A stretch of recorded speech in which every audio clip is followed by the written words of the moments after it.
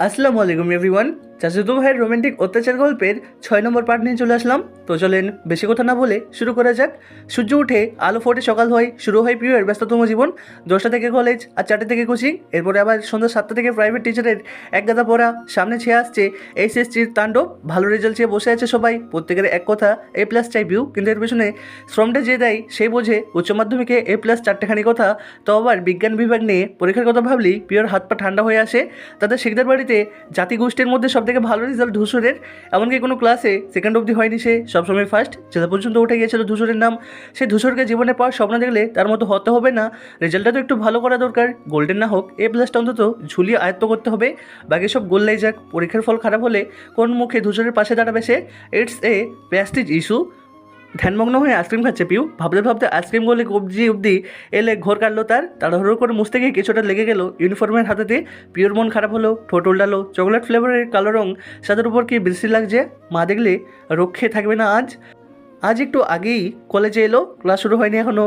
এই তো সবে 9:50 বাজে। এত সকাল, সাথে শীতের সময়, অথচ পিয়ের অত দূরে ইচ্ছে জাগলো আইসক্রিম খাওয়ার। লাগুক তাদের ঠান্ডা, হোক সর্দি, বসে যে গোলা, তবুও বিয়েও খাবে। এর থেকে দমিয়ে রাখতে নেই। এই আইসক্রিম খাওয়া যদি ধূসর বা সাদীপ দেখতো, দুঃখ ছিল কপালে। অবশ্য সাদীপ সুন্দর করে বলতো সে কখনো পিওর উপর চটপট দেখায়নি, কিন্তু ধূসর টেড়ে মেরে এক একে ঝটকায় কেটে নিত আইসক্রিম। তারপর এই রঙিন মিষ্টি বরফ ঠান্ডার জায়গা হতো রাস্তায় কিংবা ডাস্টবিনে। সঙ্গে বাজ খাই ধমক খাওয়া গেল, ফলাতে হতো পিউকে। কি একটা অবস্থা! এরকম ধমক সমক খেয়েও কী করে এই মানুষটাকে ভালোবাসলাম আমি। পিউ নিজেকেই শুধালো, বরাবরের মতো উত্তর এলো, অনুভূতি, অনুভূতি। পিউ লম্বায় শ্বাস ফেললো। গলে গলে পড়া কোনো আইসক্রিমটার প্রতি হঠাৎই কেমন বিষ্ণুতা এলো। খেতে ইচ্ছে না করায় পাশের ময়লার বিনে ফেলে দিল। ভাল লাগছে না কিছু। কাল ধূসর তার টিচার পাল্টে ফেলার ঘোষণা দিয়েছে। বাবার কানে কথাটা এখনো যায়নি, গেলে কি হবে কে জানে। ছেলেটাকে তিনি ঠিক করেছিলেন, পরিচিত তার, আদব কায়দা ভালো। বছরের মাথায় ধূসর বদলে ফেললো যে উনি রাগ করবেন না, এমনিতে পিওর খারাপ লাগছে না। ধূসর তো তার মন্দ চাইবে না কোনো দিন। এই যত ধূসর নিজে বললেও সে বিশ্বাস করবে না। ধূসর যদি একটা গুন্ডমূর্খ কেউ ধরে এনে বলে নে আজ থেকে তুই এর কাছে পড়বি, পিউ তাতেও রাজি। শুধু চিন্তা একটাই, বাবার সঙ্গে ধূসর ভাই ঝামেলা না হয়। এদের ঝামেলার পাল্লা যত ভারী হবে, ধূসরকে পাওয়ার পথ সংকীর্ণ হবে তার। ভাবতে পিওর ছোট্ট হৃদয় কেঁপে ওঠে, কপাল বেয়ে ঘাম ছুটে। পিউ ঢোক গিলে বাম হাত দিয়ে মুছে নেয় সে ঘামের ফোঁটা। ক্লাসের ঘন্টা পড়েছে, সে হাঁটা ধরে সেদিকে। একই সময় পাশ দিয়ে রবিনকে ঢুকতে দেখে কপাল কোচকেল পিউ। আজ প্রায় এক সপ্তাহ পর কলেজে দেখলো ওকে। গর্তে থেকে বের হলো কবে। পিউ সঙ্গে সঙ্গে ডেকে উঠলো, এই রবিন। রবিন সাইকেল নিয়ে এসেছিল। ডাক শুনে পেছনের দিকে ফিরে তাকালো। পিউকে দেখে থমিয়ে গেল গতি। পিউ একটু জলদি হেঁটে এসে দাঁড়ালো ওর সামনে। কিরে, কবে ফিরলি তুই? পরশু এসেছি। কালও তো এসেছিলাম কলেজে, তুই আসিসনি? পিউ মাথা দুলিয়ে বলল, হ্যাঁ বাবা ফিরেছেন অনেকদিন পর, তাই আর কেউই। কাল ধূসর ভাই এসেছিলেন কলেজে জানিস? পিউ চৌকিতে তাকালো, অবাকে বলল, কি কেন, তোকে কিছু বলেছে? রবিন দুপাশে মাথা নেড়ে বলল, জানি না। একে বাইক নিয়ে চলে এলেন, নামলেন। অনেকে দেখি আমার রক্ত চলাচল বন্ধ হয়ে গিয়েছিল। কোন দিক দিয়ে দৌড়, কোন দিকে পালাবো বুঝলাম না। আর ঠিক তখনই উনি আমাকে ডেকে পাঠালেন। এটুকু শুনতে পিওর গলা শুকিয়ে গেল, অধৈর্য হয়ে বলল, তারপর তারপর? রবিন চোখ বড় বড় করে বলল, তারপর তারপর আমি গেলাম, সালাম দিলাম, অথচ আমার গলা কাঁপছে। ধরে নিয়েছিলাম আজ আমার নাক মুখ ফাটিয়ে ঘরে যাব। ভয়টা আরও তিত্তিরি বেরিয়ে গেল যখন ধূসর ভাই আমার কাঁধে হাত রাখলেন। আমি পড়লে ছেড়ে দিয়ে মা কেঁদে বাঁচি, অথচ সেরকম কিছু হলো না। উনি বেশ ঠান্ডা কণ্ঠে বললেন, এদিক ওদিক মন না দিয়ে ভালো করে পড়াশোনা করো, কেমন? আমি ভয় ভয়ে মাথা নাড়ালাম। ব্যাস এটুকু বলে উনি চলে গেলেন। ভীষণ অবাক হয়েছি জানিস। এখন আমি বুঝতে পারছি না ওটা উপদেশ ছিল নাকি হুমকি। রবিন থামলো, চেহারায় ভীতের ছাপ এখনও আধো আধো। গত বছর স্বচক্ষে দেখেছিল ধূসরকে মারপিট করতে, তাও তাদের এলাকার গণ্যমান্য এক ব্যক্তির ছেলেকে। সেদিকে ধূসরকে দেখলে আত্মা শুকিয়ে যায়। পিউর সাথে শুরু থেকে সম্পর্ক ভালো ছিল। পিউ মিশতো, হাসতো, গল্প করতো। এত কাছাকাছি থেকে রবিনের কিশোরের মন পড়ে গেল প্রেমে। ভেবেছিল পিউই এরকম পছন্দ করে ওকে। সে সাহস থেকেই প্রেম করতে দিয়েছিল সেদিন। অথচ কী হলো, সে মাসুল হিসেবে পরাণ হাতে নিয়ে ছোটাছুটি করছে। রবিন কষ্ট নিয়ে শ্বাস টানলো। পিউ তখন গভীর চিন্তায়। প্রথম দিন ধূসরের হতভম্বির সঙ্গে আজকের এই ঘটনার মিল পেল না। এত সহজে, এত অল্প কথায় ধূসর মিটিয়ে নিল বিষয়টা। রবিন বলল, আমি একটা প্রতিজ্ঞা করেছি বুঝলি। পিউ ধ্যান ভেঙে তাকায়, কালো মুখ করে ছোট করে বলে, কি? লাইন মারার আগে চেক করে নেব মেয়ের বড় ভাইটাই আছে কিনা। যদি ধূসর ভাইয়ের মতো ডেঞ্জারাস বড় ভাই থাকে, তোমার নেটওয়ার্ক সেখানেই কাট। পিও সবে সবে হওয়া মন খারাপটা এক ধাপ বাড়িয়ে দিল রবিন। হিউজ জগদিত শব্দকে বৃষ্টি লাগা শব্দটাকে ব্যবহার করে বিগড়ে দিল মেজাজ। নাক চোখ কুচকালো পিউ। ক্ষোভে টেপে একাকার হয়ে বললেন, খবরদার রবিন, ধূসর ভাইকে আমার ভাই বলবি না, একদম খুব খারাপ হয়ে যাবে কিন্তু। পিওর হঠাৎ চেতে যাওয়া ভরকালো রবিন ভীষণ অবাক হয়ে বলল, ওমা কেন? ধূসর ভাই তো তোর পরেরটুকু উচ্চারণ করার আগে ওর কাঁধে শক্তপোক্ত চড় বসালো পিউ। ভেবাচাকে খেয়ে তাকালো রবিন। পিউ ফুসে উঠে বলল, উনি উনি আমার ভাই নয়, চাচাতো ভাই। আর আপন ভাই এক নয়, বুঝেছিস? রবিনের হাঁস চাকানোর মাত্রা কাটেনি যখনও ঘাট ডলতে ডলতে বোকার মতো মাথা নাড়লো, অথচ বুঝেছে সে। পিউ বুকের সাথে দুহাত বেঁধে চটপটে কণ্ঠে বললেন, আপন ভাই মানে আপন ভাই, চাচাতো ভাইয়ের সাথে বিয়ে চান্স থাকে, আপন ভাইয়ের সাথে কি থাকে? রবিন দুই গালে দুটো চড় মেরে জিহ্ব কেটে বলল, আস্তাগফিরুল্লাহ, না না, থাকে না।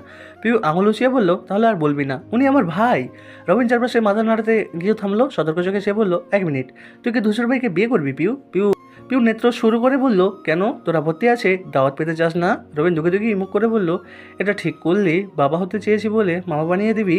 পিউ নাক ফোলালো, আরেকটা থাপ্পড় খাবি। এর মধ্যে দ্বিতীয় ঘন্টা পড়লো ক্লাসের, কথা অসম্পূর্ণ রেখে দুজন ছুটে লাগালো সেদিকে। বিকেলের দিকে বাড়ি ফিরল পিউ, ক্লান্ত সে।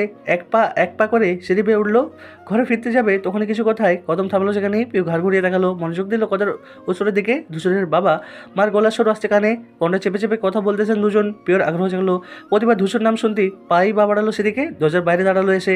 একবার মনে হলো আরে পেতে কথা শোনা ঠিক হবে না, পরের বার ধূসরের কথা ভেবে শটান দাঁড়িয়ে রইলো, মন গান দুটোই সজাগ রাখলো। দরজা চাপানো হালকা ফাঁকা থেকে স্পষ্ট শোনা যাচ্ছে আফতাব শিকদারের কণ্ঠে এলো প্রথমে। তিনি ভীষণ আক্ষেপ নিয়ে বলছেন, হবে না হবে না, তোমার এসব কথার কোনো যুক্তিই নেই। রুবাইদা বেগম নিচু কণ্ঠে বললেন, কেন হবে না? হলেই হয়, তুমি চেষ্টা তো করে দেখো।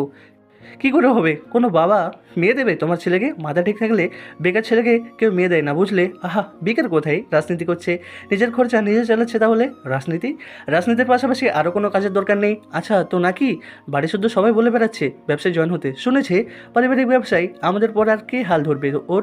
সাদেব নিজের ইচ্ছা মতো প্রফেশন বেছে নিয়েছে, ওরটা তো তাও মানা যায়, সম্মানের কাজ। কিন্তু তোমার ছেলে মারপিট করে বেড়ায় রাস্তায়, পথে ঘাটে স্লোগান দেয় মিছিলের নামে, একটা কথা কানে তুলে না আমার, সবসময় গা ছাড়া হাব ভাব।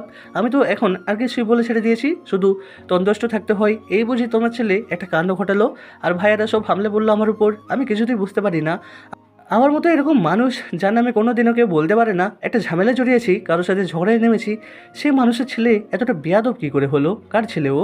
কথায় কথায় কথাটা বললো, মাথায় বাজ বললো রুবাইদা বেগমের সাংঘাতিক রকম। তেতে উঠলেন, কি বললে তুমি? তুমি শেষমেশ আমায় নিয়ে সন্দেহ করছো?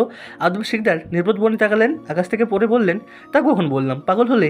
এই তো একটু আগেই বলেছো, কার ছেলে ও বলনি? কি বোঝাই এ দিয়ে? আব্দুল শিকদারের মাথায় হাত দিয়ে বললেন, ইয়া আল্লাহ, এই মা ছেলের যন্ত্রণায় আমার নির্ঘাত অ্যাটেক ফ্যাটেক হয়ে যাবে।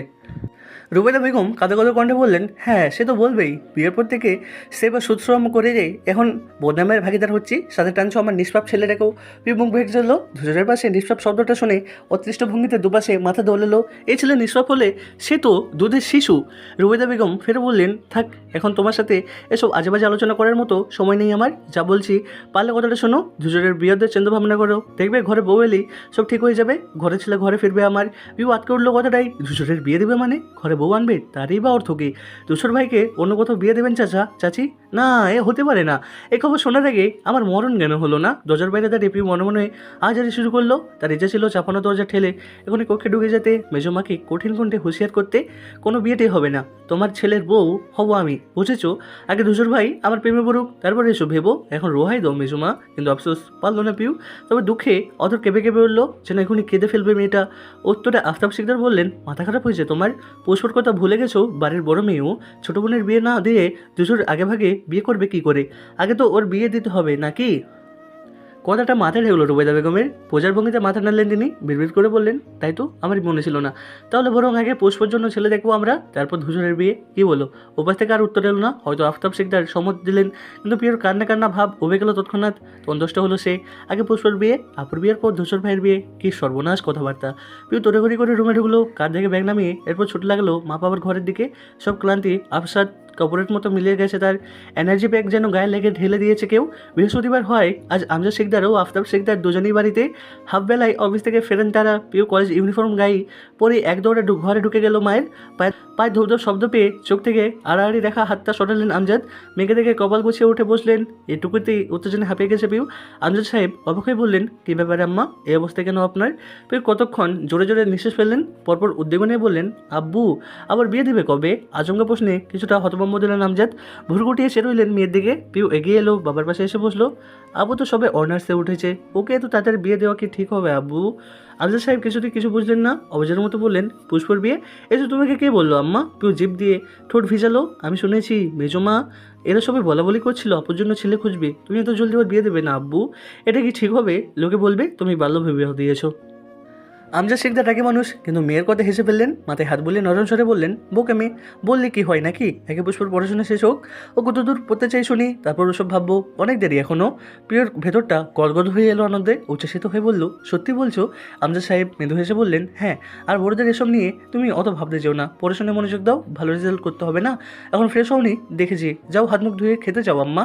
প্রিয় মাথা তোলালো, বাবার মুখের কথায় অস্ত সে, তার বাবা এক কথার মানুষ, এখনই পুষ্পকে বিয়ে দেবেন না যখন বলেছেন, তখন দেবেন না নিশ্চয়ই। আবার বিয়ে দেরি আসে মানে ধূসর ভাইয়ের আরও দেরি, ততদিনে সে কি পারবে না ধূসরকে নিজের প্রেমে ফেলতে? নিশ্চয়ই পারবে। প্রিয় ভরসা পেল, হাসি হাসি মুখটা ফিরে এলো আবার, ঝটপট ঝটপট ঘর ছাড়লো। আমজাদ শিকদার মেয়ের যাওয়ার দিকে চেয়ে রইলেন, একটা পুত্র সন্তানের ভীষণ শখ ছিল তার, প্রিয় হওয়ার সময় ধরেই নিয়েছিলেন ছেলে হবে এবার। মেয়ে হয়েছে শুনে ক্ষত খানিক হয়েছিলেন, খানিক মন খারাপ করেছিলেন, কিন্তু যেন মুহূর্তে মেয়ের মুখখানি দেখলেন, মনে হলো তার মা স্বয়ং ফিরে এলেন যেন। গোলগাল ফর্সা ছোট্ট মুখটা অবিকল তার মায়ের প্রতিচ্ছবি। এরপর আর কোনো মনোদুঃখ না টিকলো না, মেয়ের রূপে মাকে চাপটে ধরলেন বুকে। তিনি প্রচণ্ড মেজাজি মানুষ, পুষ্প জোরে হারলেন, সেখানে রাগ দেখান, সেখানে প্রিয়র বেলায় যেন মোমের মতো গলে যান। মেয়েটাকে দেখলেই মনে পড়ে মায়ের কথা, তাই তো ইচ্ছা করে না ওকে বকাঝকা করার। পরপর গুটি বসন্তেই মায়ের ছটফটিয়ে মৃত্যুর কথা মনে পড়তেই আমজাদ সাহেবের চোখে জল জমলো। কটু ছড়ানোর আগেই হাতের আঙুল দিয়ে মুছে নিলেন তিনি। প্রিয়র মন একটু আধটু খারাপ, ভাতের থালায় হাত চলালেও মুখে যাচ্ছে না, আকাশ কুসুম ভাবনে মতো সে। অন্য গালে হাত থেকে দেওয়ালের দিকে তাকিয়ে, এই যে একটু আগে বাবার কাছে গিয়ে বোনের বিয়ে আটকালো, এটা একটু স্বার্থপরতা হয়ে গেল না? যদি না পেছনে ধূসরের বিয়ের কথা উঠতো, তবে কি এত লাফিয়ে চপিয়ে বাবার কাছে যেত? উল্টো বোনের বিয়ের আনন্দে হইচই করে মেতে উঠতো, কসমেটিক্স লেহেঙ্গায় ভরিয়ে ফেলতো ঘর। পিউ মুখ ফুলিয়ে শ্বাস ফেললো। প্রেমে পড়ে ছেঁচড়ার মতো সাথে সাথে স্বার্থপর হয়েও যাচ্ছে সে। ঠিক তখনই পিঠের উপর চড় বসালেন মিনা বেগম। ব্যথার সঙ্গে ভয়ে মুছু টলল পিউ, বিস্মিত হয়ে মায়ের দিকে তাকালো। খেতে বসেছিস কখন? তাড়াতাড়ি খা, আজ ধূসরের বন্ধু আসবে না তোকে পড়াতে। আজ কেন মা? একেবারে শনিবার থেকে আসতো। মিনা বেগম চোখ পাকালেন। চুপ কর, ধূসর বলে গেছে আজ থেকে পড়াবে। পিউ বৃত্ত বিহস্তায় খাবার মুখে তুললো, কোনো রকমে খেয়ে দিয়ে উঠে দাঁড়াতে রিক্ত এসে আগলে ধরলো তার হাত, মুখে বাজ পড়া আদো বলিতে আবদার করলো, পিপু তলো না কেলি। পিউ ক্লান্ত কণ্ঠে বলল, এখন না সোনা, স্যার গেলে তারপর তুমি রাদিফের সাথে খেলো এখন। রিক্ত দুদিকে দুবার জোরে জোরে মাথা নেড়ে বলল, ও খেলবে না, মালে আমাকে, আমি বলে দেবো যেন না মারে কেমন। রিক্ত ছোটো ছোটো চেহারাটা চকচকে হলেও আনন্দে মস্তিষ্ক ঝাঁকিয়ে সেভাবেই চলে গেল। পিউ বিছানায় গিয়ে হাত ধুয়ে পা বাড়ালো কামরায়, বিছানায় শুতেও পারলো না। এরই মধ্যে মিনা বেগম ডাকছিলেন, পিউ তোর টিচার এসেছে। মারাত্মক রকম বিরক্ত হলো মেয়েটা, মুখ থেকে চবর্গীয় শব্দ করে উঠলো। ব্যাগ ব্যাগ থেকে বইপত্র বার করলো, এলোমেলো চুল আয়নার সামনে গিয়ে ঠিকঠাক করলো। কতদিন ফয়সাল দারুণ লজ্জায় দিয়েছে এই নিয়ে। গায়ে অন্য পেঁচিয়ে পিউ আস্তে ধীরে হেঁটে দাঁড়ালো স্টাডি রুমের দিকে। ভেতর থেকে আসছে মা আর মেজো মায়ের কণ্ঠস্বর, ভীষণ তোষমেদ করে কথা বলছেন তারা, যেন টিচার নয় পার্থপক্ষ এসেছে। পিউ দরজায় দাঁড়ালো, ভদ্রতার খাতিরে ভেতর ডাকার জন্য শিক্ষকের অনুমতি চাইতেই হবে তো। কথা বলতে গিয়ে সামনে থাকাতেই মূর্তি নিয়ে জমে গেল। সম্মুখে এক সুন্দরী কম বয়সী মেয়ে দেখে পিওর মাথা ঘুরে এলো, গোল্লায় গেল ভদ্রতা অনুমতি। স্তত্ববাহী কক্ষে ঢুকলো সে, সরাসরি কোমরে হাত দিয়ে প্রশ্ন ছুড়ল, আপনি কে? মেয়েটি রুবাইদা বেগমের সঙ্গে কথা বলে ব্যস্ত ছিল। পিওর কথায় তাকালো ওর দিকে, মিষ্টি এসে বলল, আমি মারিয়া। তুমি পিউ? হ্যাঁ, কিন্তু আপনি কেন এসেছেন? মিনা বেগম বললেন, ও কি কথা, কেন এসেছে মানে কি? উনি তো পড়াবেন তোকে। পিউ অবিশ্বাস্য চোখে চেয়ে বলল, আপনি কি ধূসর ভাইয়ের বন্ধু? উনি আপনাকে বাড়িয়েছেন? পিউ সিরিয়াস ভাব মেয়েটিকে অপ্রস্তুত করলো খানিক, বিভ্রান্ত হয়ে আশেপাশে সবাইকে দেখে মাথা নেড়ে বলল, হ্যাঁ। ধূসরের পাঠানো মানুষটা যে মেয়ে, এটা ভাবতে পিওর মাথায় আকাশ ভেঙে পড়লো, বক্ষতালু অবধি দাউ দাউ করে জ্বলে উঠলো। সেদিন দুনিয়া ফুলে বসলো, ধপ করে বসে পড়লো ফ্লোরে, ভেবা করে কেঁদে ফেললো, হাত পা ছড়িয়ে কাঁদতে কাঁদতে বললো, আমি ওনার কাছে পড়বো না, আমি ওনার কাছে পড়বো না। পিওর বাচ্চা মতে উপস্থিত সবাই হতভম্ব সচেতন, বলার জন্য মুখের কাছে কোনো ভাষাই পেল না। সত্যের শেষ করে দুদিন বাদই 18তে মেয়ে পা দেবে, তার এমন ছেলে মানুষ দেখে মিনা বেগম লজ্জায় মুখ লোকানোর জায়গা পেলেন না। পড়তে আসা মেয়েটির সামনে মাথায় হেড করে দিল নিজেরই পেটের মেয়ে, মরিয়ে নিজেও ভিমড়ি খেয়েছে। সে বিভ্রম নিয়ে বারবার কয়েকবার নিজের চেহারায় হাত বোলালো। মেয়েটা তাকে দেখতে এমন করলো কেন? গোবর লেপটানো থাকলো এরকম করে কেউ? সে কি দেখতে এতটাই বাজে? এদিকে পিউ তখনও মেঝেতে বসে কাঁদছে, কান্নার শব্দ পৌঁছে গেল বাড়ির কনায় কনায়, এমন আর্তনাদ করে কান্না যেন কি না কি ঘটেছে। আমজাদ সাহেব ঘুমিয়েছিলেন একটু, ঘুমের মধ্যে মেয়ের কান্নার শব্দ পেতেই লাফিয়ে উঠলেন, উৎস ধরে ছুটে এলেন স্তত্ব। পড়ার ঘরটা নিমেষে ভরে গেল মানুষে। আফতাব শিকদার বই পড়ছিলেন বারান্দায়, সেও হন্তদন্ত হয়ে ছুটে এসেছেন। পিওর কান্না থামার নাম নেই। রুবাইদা বেগম গায়ে মাথায় হাত বোলাচ্ছেন, জবে বেগম বিভিন্ন খাবারের প্রস্তাব দিচ্ছেন, এটা রান্না করে খাবো, ওটা তো খাবো। তোর মেয়েটা থামলো না, তার হেঁচকে উঠলো এবার। ধূসরের এত সুন্দর মেয়ে বন্ধু আছে, কিছুতেই মানতে পারছে না পিউ। এই জন্যই ধূসর তার দিকে ঘুরেও ফেরে তাকায় না। এবার বুঝলো সে, এই দুঃখে কেঁদে বুক ভাসালো কম হবে, এদিকে কেউ বুঝতে পারছে না হঠাৎ মেয়েটার হলো কি। আমজাদ সাহেব এসেই ওদিকে গলায় শোধালেন, কি হয়েছে? ও কাজে কেন? পার্লামেন্টে মিটিং বসেছে, খুব জরুরি আলোচনা হবে সেখানে, অথচ ফোন পেয়ে বাড়ির পথে রওনা হলো ধূসর। পিওর প্রতি রেগে শরীরে রক্ত ফুটছে তার। একটা হ্যাস্ত করেই ছাড়বে পুচকিটার, বোঝে কম চিল্লাই বেশি। রাগের সাথে তাল মিলিয়ে বাইকে স্পিড তুললে বাড়ালো ধূসর। 20 মিনিটের মাথায় বাড়ি পৌঁছালো। বসার ঘরেই বসেছিল মারিয়া। মেয়েটা যে কী পরিমাণ অস্বস্তিতে পড়েছে মিনা বেগম ঢের বুঝলেন, তাই তো ও ঘর থেকে সুমনা বেগমের সাথে পাঠিয়ে দিলেন সেখানে। বাটি ভরে খেতে দিলেন দুধে ভেজানো পিঠা। ধূসর লম্বা কদমে বাড়ি ঢুকলো। সুমনা বেগমকে শুধলেন, পিউ পিউ কোথায় ছোটো মা? উপর থেকে ধূসরকে দেখেই দৌড়ে পিওর কাছে গেল পুষ্প। তাকে বুঝিয়ে সুঝিয়ে চেয়ার টেবিলে বসাতে পেরেছিলেন রুবাইদা বেগম, কিন্তু নাকি কান্না থামায়নি। পুষ্প বাইরে দাঁড়িয়ে ঘোষণা দিল, ধূসর ভাইয়া এসেছেন, এবার মজা বোঝাবেন তোকে। ব্যাস পিও হেঁচকি বন্ধ, কান্নাকাটি শেষ। চোখ দুটো মার্বেলের মতো করে তাকালো বোনের দিকে, পরপর রুবাইদা বেগমের পানে। রুবাইদা বেগম বলতে নিলেন, কিছু হবে না, আমি। কে শুনে পুরো কথা? পিউ তড়াক করে উঠে দাঁড়ালো, একশোটে গিয়েছে পুষ্পের মুখের উপর, দরজাটা ধমার করে লাগিয়ে দিল। এই মুহূর্তে দরজা আটকানো মানে জীবন বাঁচানো। তো বন্ধুরা, আজকের গল্পটা এখানেই শেষ। পরবর্তী পার্ট শুনতে হলে আমাদের চ্যানেলটি সাবস্ক্রাইব করে আমাদের পাশে থাকুন। ধন্যবাদ।